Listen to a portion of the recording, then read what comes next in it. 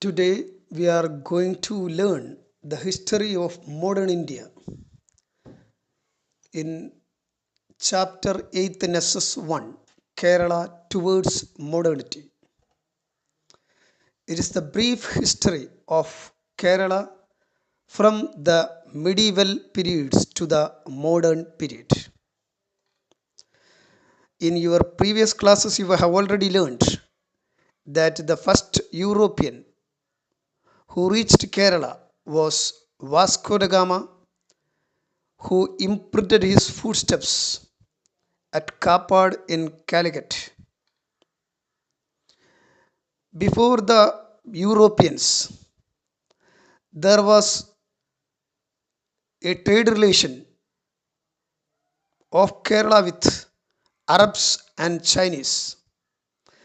The Portuguese, when they reached Kerala, they want to make an end such a trade supremacy of Arabs and Chinese with Kerala. So they demanded Samarin, the ruler of Kozhikode, to expel Arabs, but the king rejected the demands. So the Portuguese sought the help of Kochi, the enemy state of Kozhikode, to fight with Samarin. Though the Samarin's navy, under the leadership of Kunyali Marakar, bravely resisted the Portuguese, they lost. Not only the Portuguese, but the Dutch, the French, and the English were too reached Kerala for making a monopoly in their trade relations with the state. Their main competition for getting the supremacy of trade in black pepper. The Dutch expelled the Portuguese from Kerala in 1663.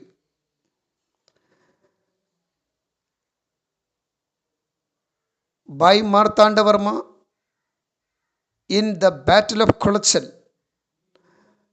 the Dutch were expelled in 1741. The French were also defeated by the British in the Carnatic Wars. Thus, Kerala was totally controlled by the British.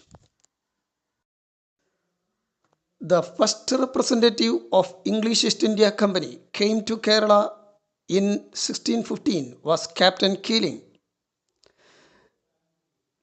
Made an agreement with the Samarin of Kozhikode.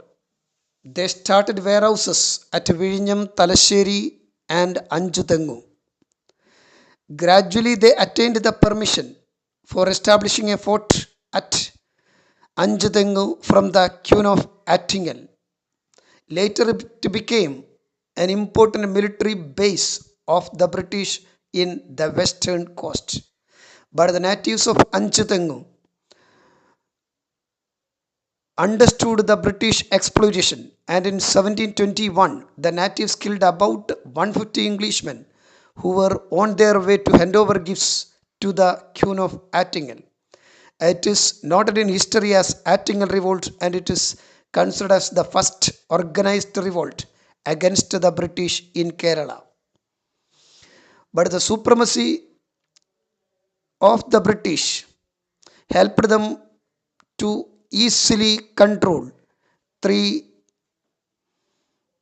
rulers of Kerala in Malabar, Thiruvidankur and Cochin. Based on the Srirangapatnam Treaty of 1792, Malabar came under the British control. In 1792, Kochi, and in 1795, Thiruvidankur accepted the British supremacy and was forced to pay tribute to the British.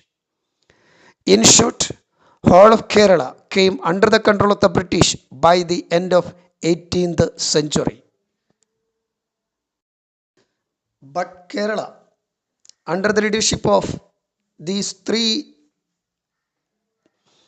rulers from Malabar, Thiruvidankur and Kochi, questioned the British supremacy and their exploitation.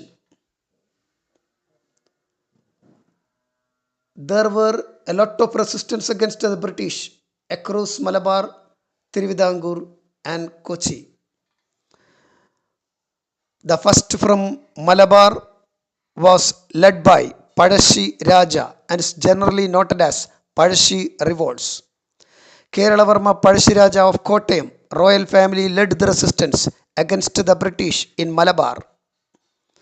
And the main reason was the British refused to keep their promise after the triumph in the battle.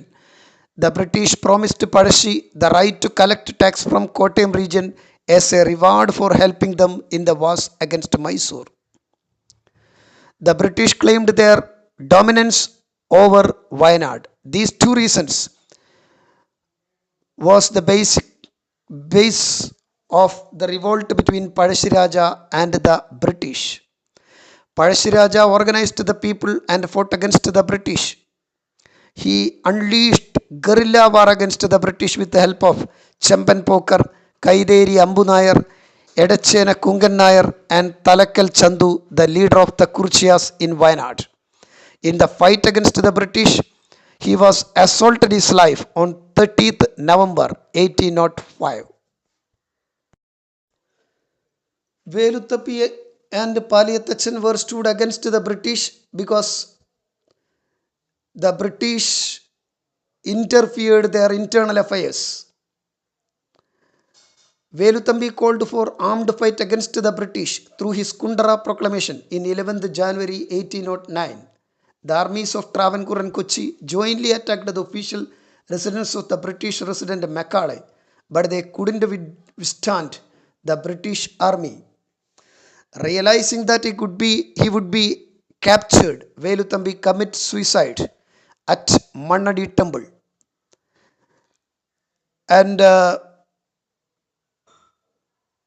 fights of local chieftains against the British came to an end by the defeat of Padashi, Veluthambi and Paliyatachan. Paliyatachan was deported to Madras, but the popular resistance continued and it became a people's struggle after a few years. The British tried to merchandise the Kerala products at cheap price and sell out their industrial products at high. With this, Kerala's self-sufficient village economy was destroyed. Foreign trade spread across the region under the rule of the British, and Kerala became a part of the world market. The table shows the details of the goods of export and import during the period. Making the trade relations better or ensuring more profit, the British tried to make some trade laws. One, the existed trade laws in Kochi, Malabar and Thiruvidankur were amended by the British. Second, they introduced unified coinage and metrology systems. Third, roads, bridges and railways were built to improve transportation facilities targeting the carriage of goods. Fourth, for better trade facilities, they developed the ports at Kochi, Kozhikode and Alappuzha. The British rule fundamentally changed the land relations during that period. The tenants got limited right over the land by the implementation of Malabar Tenants Act of 1921, and it was based on the report of the Logan Commission that was entrusted with enquiring about the Mappala uprisings. In Travancore, Marthandavarma changed the land relations by the Pandarapatta proclamation. The government of Travancore made a landmark proclamation in 1865. It's known as Pandarapatta Proclamation. The Janmigudiyan Act passed in 1896 also granted land ownership to the tenants in Travancore. In Kochi, the Tenancy Act or the Kudiyayma Niyamam was enacted in 1914. And here is a table for you that gives the details of the land relations in Travancore, Kochi, and Malabar.